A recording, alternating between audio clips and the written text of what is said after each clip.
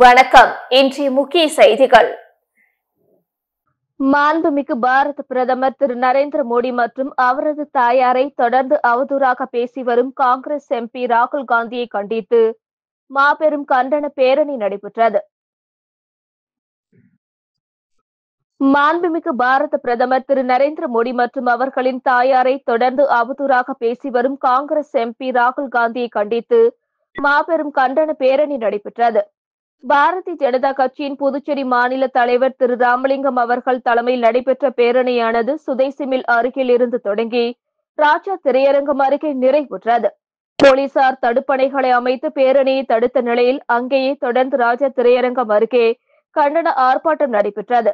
பேரணியில் மாண்புமிகு புதுச்சேரி அமைச்சர் திரு ஜான்குமார், சட்டமன்ற உறுப்பினர் கல்யாண சுந்தரம், சரவணன்குமார், தீபாய்ந்தான், வெங்கடேசன் உட்பட திரளான அமைச்சர்கள், சட்டமன்ற உறுப்பினர்கள் மற்றும் பாரதிய ஜனதா கட்சி நிர்வாகிகள், தொண்டர்கள், உறுப்பினர்கள் பேரணியில் பங்கேற்று ராகுல் காந்தியை எதிர்த்து கண்டன கோஷங்கள் எழுப்பினர்.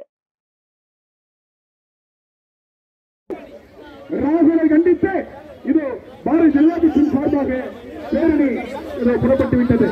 நம்முடைய மாநில தலைவர் அண்ணன் ராமலிங்கம் அவருடைய தலைமையிலே இது நம்முடைய கண்டன பேரணி வந்து கொண்டிருக்கிறது. கண்டித்து நம்முடைய கண்டன பேரணி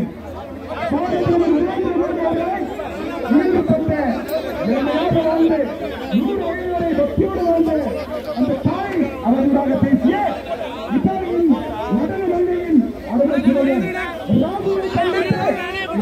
நம்முடைய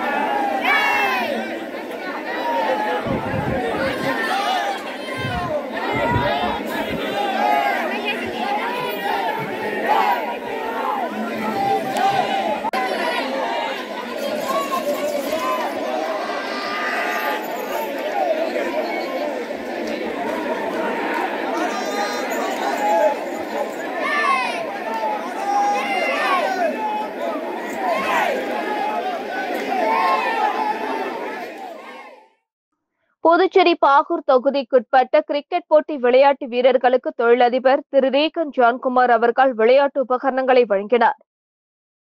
புதுச்சேரி பாகூர் தொகுதியில் ஏஜேகே மற்றும் ஜேவியர் நெட்வொர்க் நிர்வாக இயக்குநரும் தொழிலதிபருமான திரு ரீகன் ஜான்குமார் அவர்கள் பல்வேறு நலத்திட்ட உதவிகளை செய்து வருகிறார்.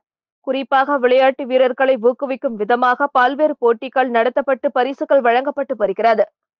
இந்நிலையில் பாகூர் தொகுதிக்குட்பட்ட கடுவனூர் மற்றும் சுள்ளியாங்குப்பம் பகுதியில் உள்ள கிரிக்கெட் போட்டி விளையாட்டு வீரர்களுக்கு விளையாட்டு உபகரணங்களை தொழிலதிபர் திரு ரீகன் ஜான்குமார் அவர்கள் வழங்கினார். விளையாட்டு உபகரணங்களை பெற்றுக்கொண்ட விளையாட்டு வீரர்கள் தொழிலதிபர் திரு ரீகன் ஜான்குமார் அவர்களுக்கு நன்றி தெரிவித்தனர். நிகழ்ச்சியின் போது அப்பகுதியில் உள்ள விளையாட்டு வீரர்கள் திரளாக உடனிருந்தனர். புதுச்சேரி சுகாதாரத்துறையில் பணிபுரியும் ANM பணியாளர்களுக்கு இலவசமாக கை கணினிகளை முதலமைச்சர் ரங்கசாமி வழங்கினார். புதுச்சேரி அரசு சுகாதாரத்துறையில் பணிபுரியும் ANM பணியாளர்கள் பொதுமக்களின் வீடுகளுக்கு சென்று மருத்துவம் சார்ந்த விவரங்களை நிகழ்நேர அடிப்படையில் சேகரித்து பதிவேற்றுவதற்கு வசதியாக 220 ANMகளுக்கு தலா சுமார் ரூபாய் 20,000 மதிப்புள்ள கை கணினிகளை முதலமைச்சர் ரங்கசாமி இன்று வழங்கினார். சட்டப்பேரவை தலைவர் செல்வம், சுகாதாரத்துறை இயக்குநர் டாக்டர் செவ்வேல் மற்றும் துறை அதிகாரிகள் இந்நிகழ்ச்சியின் போது உடனிருந்தனர். புதுச்சேரியில் இந்திய விளையாட்டு ஆணையம் சார்பாக தேசிய விளையாட்டு தினத்தை முன்னிட்டு பள்ளி மாணவர்கள், பொதுமக்கள் கலந்து கொண்டு மிதிவண்டி ஓட்டும் நிகழ்ச்சி துணைநிலை ஆளுநர் கைலாஷ்நாதன் கொடியசைத்து துவக்கி வைத்தார்.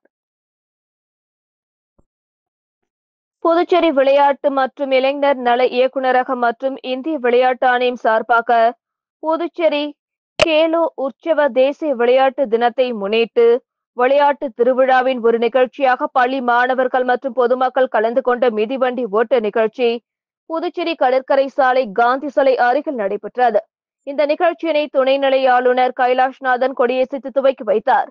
சபாநாயகர் ஏம்பலம் செல்வம், விளையாட்டுத்துறை அமைச்சர் நமச்சிவாயம், பாராளுமன்ற ராஜ்யசபா உறுப்பினர் செல்வ கணபதி, தலைமை செயலர், விளையாட்டுத்துறை செயலாளர் மற்றும் பல்வேறு துறை செயலர்களும் காவல்துறை அதிகாரிகளும் கலந்து கொண்டனர்.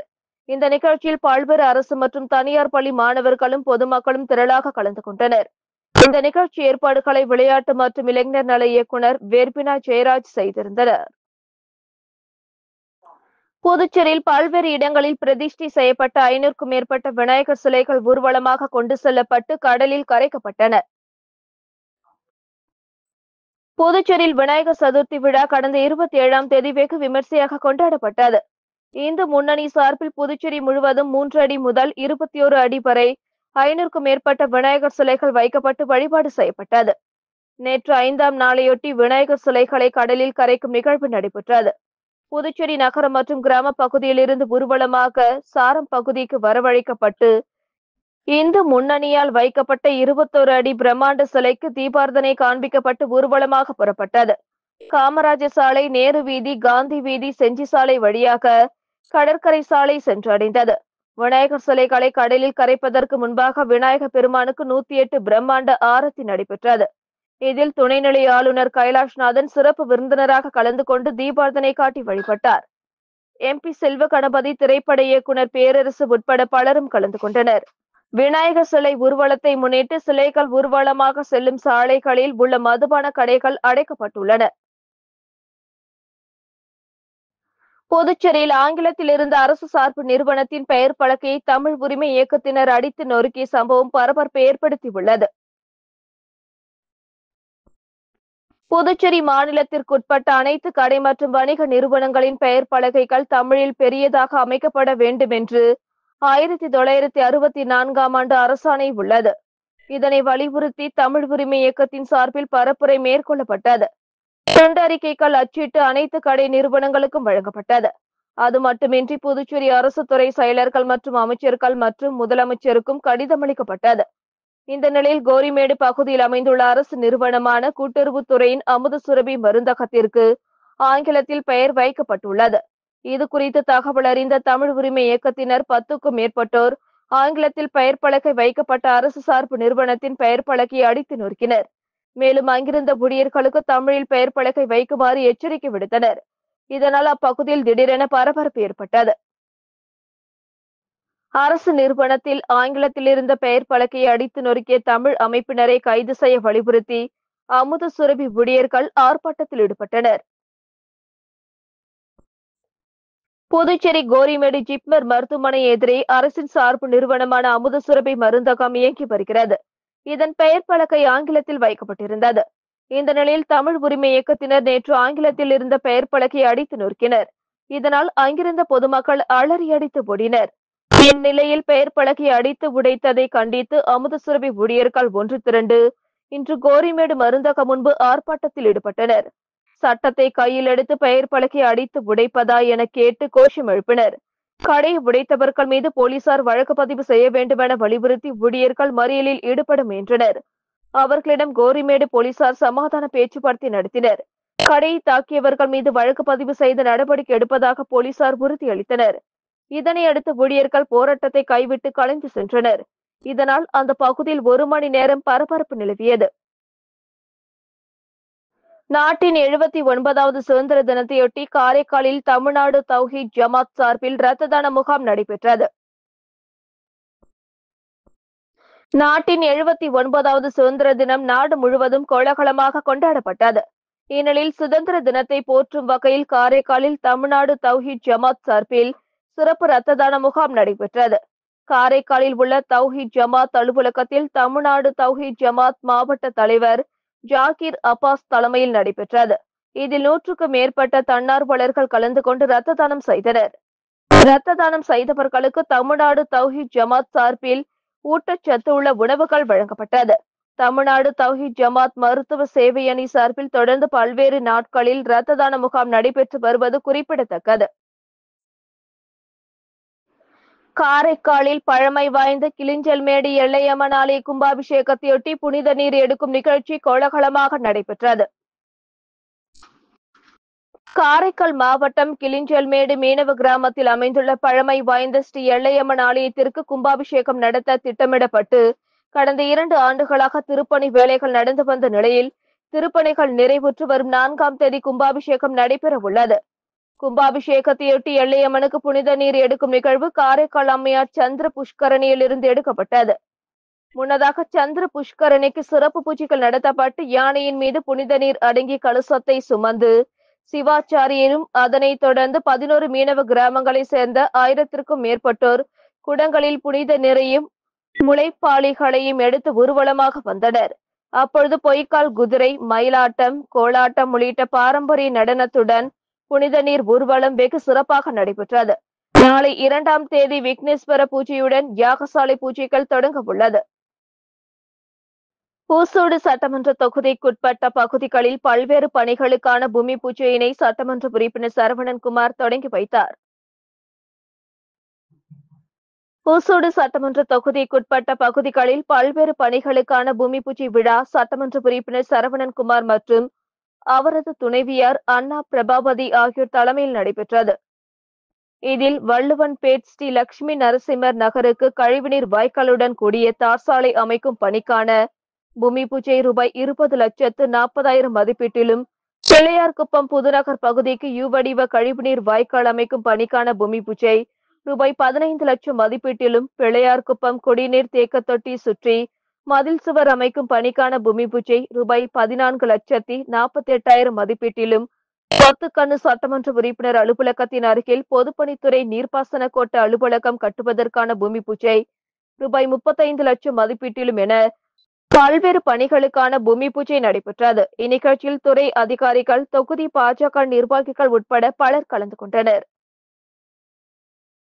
புதுச்சேரியில் 2026ஆம் ஆண்டு சட்டசபை தேர்தலை முன்னிட்டு மின்னணு ஓட்டுப்பதிவு இயந்திரங்கள் தேர்தல் துறை அலுவலகத்திற்கு வந்துள்ளது. புதுச்சேரி சட்டசபை தேர்தல் 2026 அடுத்த ஆண்டு நடைபெற உள்ளது. இதையொட்டி இந்திய தேர்தல் ஆணையம் அறிவுறுத்தலின்படி வாக்காளர்கள் பட்டியல் கடந்த ஜனவரி மாதம் வெளியிடப்பட்டது. புதுச்சேரியை பொறுத்தவரை பதிவு செய்யப்பட்ட வாக்காளர்கள் 10,14,397 வாக்காளர்கள் பட்டியல் வெளியிடப்பட்டது. அதனைத் தொடர்ந்து தேர்தல் தயார் நிலை, தேர்தல் தொடர்பான ஆயத்த நிலைகள், முன்னேற்பாடுகள் மற்றும் இந்திய தேர்தல் ஆணையத்தின் சமீபத்திய அறிவுறுத்தல்கள், தேர்தல் பதிவு அதிகாரிகள், ஓட்டுச்சாவடி அதிகாரிகளை தேர்ந்தெடுப்பது, அரசியல் கட்சி முகவர்களுக்கு பயிற்சி அளிக்கப்பட்டது. இந்நிலையில் அடுத்த ஆண்டு சட்டசபை தேர்தலை முன்னிட்டு புதுச்சேரிக்கு புதிய மின்னணு ஓட்டுப்பதிவு இயந்திரங்கள், வாக்காளர் சரிபார்க்கும் காகித தணிக்கை சாதனங்கள் கொண்டு வரப்பட்டுள்ளன. பெங்களூரு பெல் நிறுவனத்திடமிருந்து கொண்டு வரப்பட்ட 480 ballot units, 260 control units, 980 VVPAT இயந்திரங்கள் ரெட்டியார்பாளையத்தில் அமைந்துள்ள தேர்தல் துறை அலுவலக வளாகத்தில் உள்ள இவிஎம் பாதுகாப்பு அறையில் மாநில தேர்தல் அதிகாரி குலந்துங்கன் தலைமையில் அங்கீகரிக்கப்பட்ட தேசிய மற்றும் மாநில அரசியல் கட்சிகளின் பிரதிநிதிகள் முன்னிலையில் அனைத்து இயந்திரங்களும் ஆய்வு செய்யப்பட்டு பாதுகாப்பாக வைக்கப்பட்டு சீல் வைக்கப்பட்டன. மக்கள் நீதிமன்றத்தில் 3 வழக்குகள் சமாதானம் மூலம் தீர்ப்பு காணப்பட்டு ரூபாய் 10.70 லட்சம் முறையீட்டாளர்களுக்கு வழங்கப்பட்டது. மத்திய அரசு நுகர்வோர் விவகாரங்கள் துறை மற்றும் தேசிய நுகர்வோர் பூசல்கள் குறைதீர்வு ஆணைய வழிகாட்டுதலின்படி நுகர்வோர் புகார்களை கால நேரத்திற்குள் தீர்வு காணும் நோக்கில் புதுச்சேரி மாவட்ட நுகர்வோர் குறைதீர்வு ஆணையத்தில் மக்கள் நீதிமன்றம் நேற்று நடந்தது. மாவட்ட நுகர்வோர் ஆணைய தலைவர் முத்துவேல் தலைமையில் உறுப்பினர்கள் ஸ்வேதா ஆறுமுகம் அடங்கிய அமர்வு ஏற்படுத்தப்பட்டது. இதில் மாவட்ட நுகர்வோர் குறைதீர்ப்பு ஆணையத்தில் இருந்து 9 வழக்குகள் சமாதானத்திற்கு எடுத்துக்கொண்டு 3 வழக்குகளில் உடன்படிக்கை ஏற்பட்டு தீர்ப்பு காணப்பட்டது. அதன்படி ரூபாய் 10,70,000 முறையீட்டாளர்களுக்கு வழங்கப்பட்டது. இதில் வழக்கறிஞர்கள் சேதுராமன், மோகன், இளையராஜா, முரளி, கலைவாணன், ரமணன் உட்பட சட்டக்கல்லூரி மாணவர்கள், காப்பீட்டு நிறுவனம் மற்றும் பொதுத்துறை வங்கி அதிகாரிகள் பங்கேற்றனர். புதுவை தமிழக பகுதிகளில் மோட்டார் சைக்கிள்கள் திருடிய எலக்ட்ரிஷியனை போலீசார் கைது செய்தனர். புதுச்சேரி தவளக்குப்பம் அடுத்த பூரணாங்குப்பத்தை சேர்ந்தவர் ராஜசேகர். இவர் லலிதா நகர் பகுதியில் தனது விலையுயர்ந்த மோட்டார் சைக்கிளை நிறுத்தி வைத்திருந்தார். சிறிது நேரம் கழித்து வந்து பார்த்தபோது மோட்டார் சைக்கிளை காணவில்லை. இது குறித்த புகாரின் பேரில் தவளக்குப்பம் போலீசார் வழக்கு பதிவு செய்து விசாரணை நடத்தினர். மேலும் அந்த பகுதியில் பொருத்தப்பட்டுள்ள கண்காணிப்பு 31 கேமரா பதிவுகளை ஆய்வு செய்தனர். அதில் மர்ம நபர்கள் 2 பேர் மோட்டார் சைக்கிளை திருடி செல்வது போல் காட்சி பதிவாகியிருந்தது. இதனை வைத்து போலீசார் விசாரணை நடத்தினர். அப்பொழுது மோட்டார் சைக்கிளை திருடியது ஆரோவில் அடுத்த இடையஞ்சாவடி பகுதியை சேர்ந்த எலக்ட்ரிஷியன் நரேஷ், அவரது நண்பர் திருச்சிற்றம்பலம் கூற்றோடு பகுதியை சேர்ந்த அரவிந்த் என்பது தெரிய வந்தது. இதையடுத்து வீட்டில் பதுங்கியிருந்த நரேஷை போலீசார் கைது செய்தனர். அவரிடம் நடத்திய விசாரணையில் எலக்ட்ரிஷியன் தொழிலில் போதிய வருமானம் இல்லாததால் அரவிந்தனுடனும் இணைந்து புதுவை தமிழக பகுதிகளில் மோட்டார் சைக்கிள்களை திருடியதை ஒப்புக்கொண்டனர். இதனை அடுத்து அவரை கைது செய்த போலீசார் வீட்டில் பதுக்கி வைத்திருந்த 3 மோட்டார் சைக்கிள்களை பறிமுதல் செய்து தொடர்ந்து தலைமறைவாக உள்ள அரவிந்தை போலீசார் வலைவீசி தேடி வருகின்றனர். இத்துடன் செய்திகள் நிறைவடைந்தன. வணக்கம்.